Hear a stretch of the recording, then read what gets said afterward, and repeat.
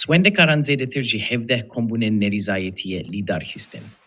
Roja sêşemî 24 Şibatê, hejmareke zêde jî xwendekaran zêdetir jî 17 kombûnên nerizayetî li zanîngehên vek bihîştî, hunerê Îran, sûre zanîst û pêşerîf, terbiyet muderrîs, meîmarî û hunerê Pars, El-Zehra Emirkebîr, Swaçê Nesîrê Tûsî, zanîngeha senetiya İsfahanê û li perdîsê merkezî, zanîngeha îlûmê îctimaî û zankoya fennî ya zanîngeha Tehranê lidar xistîne.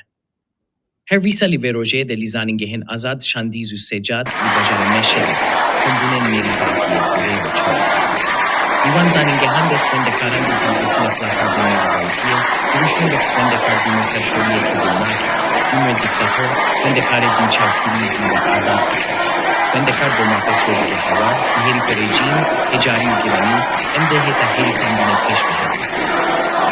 Nî çendin kombûnan, hêzên tepeserker, pratikdana kombûnê û alozî û tûmbûtî xistin, li nav wan kombûnên aşitîş wezanê û maf wezanê, dan ku li zanîngeha îlm û seneta Tehranê de, dî xwendekar kevtîne ber lê danî